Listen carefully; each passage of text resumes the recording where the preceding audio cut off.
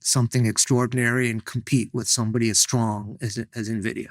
That is not the easiest path. You got to love being a David, right? I'm a professional David. This is my 5th startup. I compete against Goliath. That is what I do for a living. And I think to myself that every dollar, every $1 million, every $1 billion we sell, if it wasn't for our brains, their muscle would have taken it in a heartbeat. And you got to love that. And if you don't love that, it's a very long road. When do you think, because there's sort of two views of the world in terms of when to give up on something.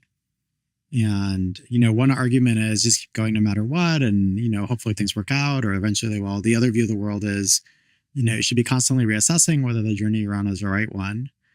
And there's some moments where actually giving up is the smartest possible thing you can do. What's your view on that? Or how do you think about when's the right time to give up on something?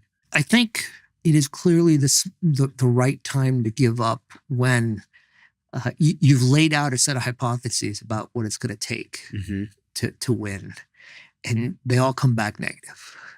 Yeah, but right? I see people kind of do this sequentially, right? They say, oh, I just need to test one more thing, and they test it and it doesn't work. And they say, I need to test one more. And so the slippery slope is a beast. Yeah. The slippery slope in all things, in ethical situations, in your life. I mean, the slippery slope is really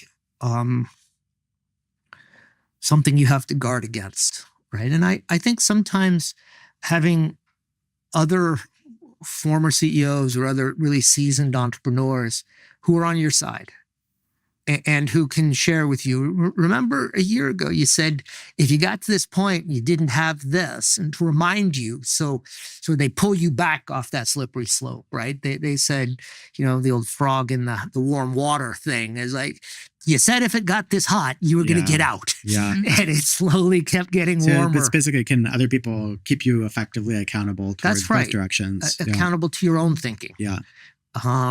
If you understand why it's not working, right? If there are some things that you can articulate that have to change in order for it to work, and you can put some sort of time frame on it. But that is an extraordinarily hard question. And I think it's probably the case that lots of efforts ought to be truncated. Mm-hmm. Yeah. And those people sort of redeploy their efforts to new and different ideas that they have. Yeah, it's kind of like I view it as opportunity cost on life. And for some people, it's the best moment of their lives that in terms of productivity or things they could do. And so, the cost of time is extremely high. In your guys' case, obviously it worked out. What made you all decide to go public? Similarly, there's differing opinions on when to go public, why to go public, what's the benefits, what's the drawbacks? What was that in your mind, and what made you decide to go out now? First, sort of going public is exchanging some professional investors, venture capitalists who specialize in technology investing, for a different class of investors. And in so doing, reducing your cost of capital a little bit, right? This is really what's happening. Mm-hmm. Suddenly we go from pros like you to my dad, right? That's sort of the trade-off. And in return for that, you have to agree to be governed by a set of extraordinarily stringent rules. I think your question is complicated by the fact that there have been, for the first time in history, 4 or 5 companies that can raise huge amounts of money without going public. That this was never a thing before OpenAI and Anthropic and maybe Databricks. Do you know where the option package timeline for Silicon Valley comes from? It's like a 4-year timeline. Yeah, it used to be how long it would take you to get public. Exactly. Mm-hmm. Yeah. Right? It used to be 4 years. Right. It used to be 4 years. And that was the way you got a valuation in the hundreds of millions. Yeah. Right. But I think now people have a tender cycle. That's right. At a certain scale. It took us 10. And I think that changes a lot.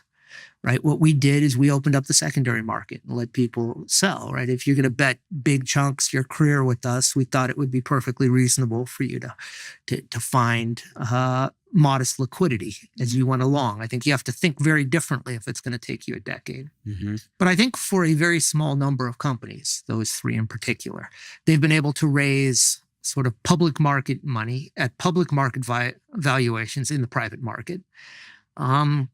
I think for the rest of the world, if you want super high valuations, if you want the legitimacy that comes with it.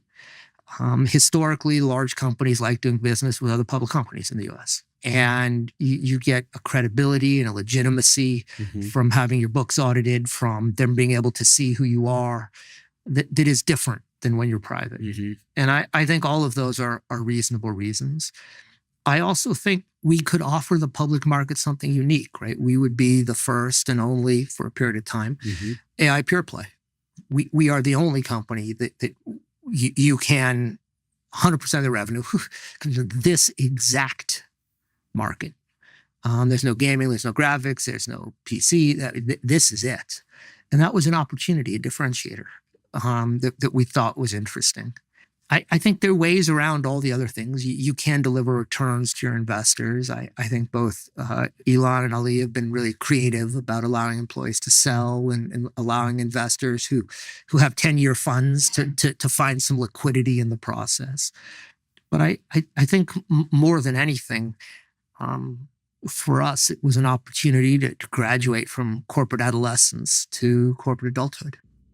Can you talk a little bit about, I'm so curious, like, how did the OpenAI deal happen? What do you think was the point at which you knew that you were a good fit for them?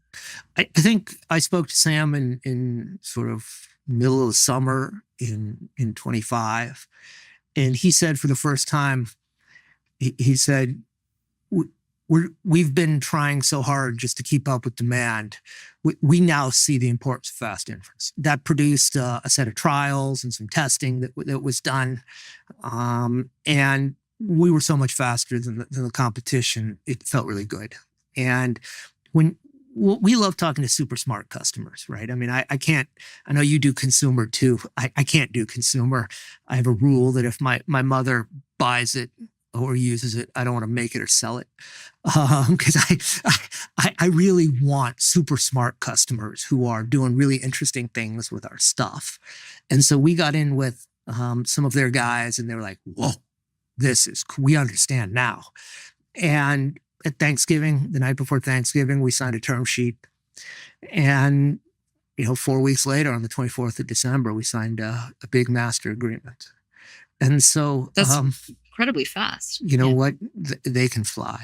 And, we were working 7 days a week. I mean, they had several law firms. I mean, it was for a $20+ billion deal to do it in 4.5 weeks was exceptional. I actually think that's like a crazy characteristic of this market that I've not personally experienced before, which is everybody's trying to keep up with demand.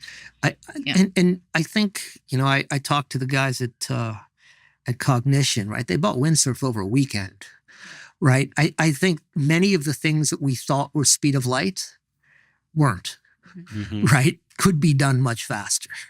And I think, the rate at which Elon has been able to build data centers, right? Everybody says, oh, you can't do it that way, except if you're him, in which case you can, or you can't buy a $300 million company in 3 days. Actually, you can.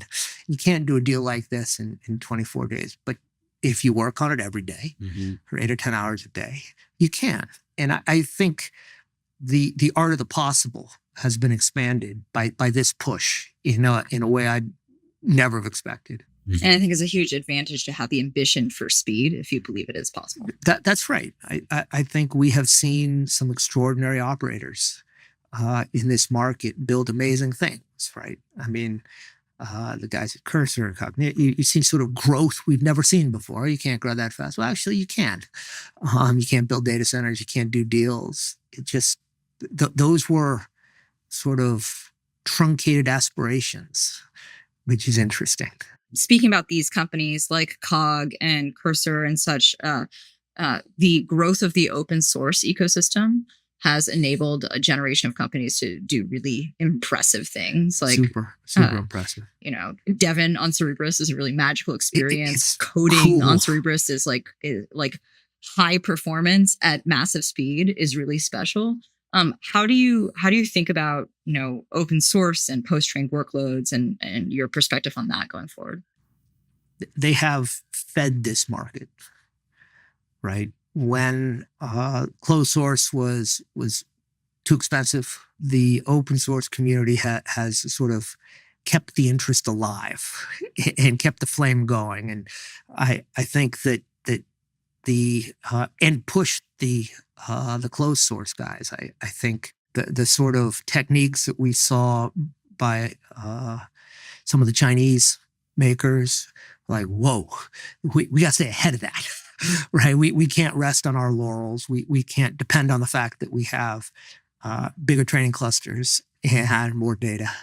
And I think that's made for an extraordinarily vibrant ecosystem, right? I think it's made for creativity and allowed creativity to take root and really produce interesting results. And that's fun to be in the mix of, right? It's fun to see other people's ideas do interesting things on your hardware. And that's, if you don't love that, your infrastructure is not right for you. You got to love other people's ideas to take flight on what you built. When you think about experiences you imagine will be possible only on Cerabras, is there anything you're excited about in a couple of years from now that we should all look out for? You know, when I think about what speed does, it doesn't make the existing business models a little better, right? Netflix used to deliver DVDs in envelopes, and they thought their competition was Blockbuster. And when the internet got fast, they became a movie studio. Right? That's what happens with speed. I mean, it wasn't they didn't get better incrementally and more efficient at delivering DVDs, right? It opened up an entirely new business, something fundamentally different. And then they sort of became a movie studio. They bought existing movie studios. And I think that's what fast AI does, is it will present entirely new sort of business models that are available. I think the easy and the obvious is to replace existing. And we know that when the PC came in, it replaced, right, typewriters and general ledger accounting. But the big jump in productivity was when it reorganized how we did work. And you got the cloud, and then with the cloud, you were able to get SaaS. And with SaaS, you were able to get tools that you previously couldn't afford because they were so expensive to the individual company and to the small number of seats, right? Then you got this massive jump in productivity. And I think AI is in the same way, that right now we're replacing things that everybody can see, like coding, design, right? Some of the SaaS tools. But once we start sort of fundamentally reorganizing around this, you're going to see this sort of new business models and fundamental jumps in productivity. And I'm eager for that. That's so cool.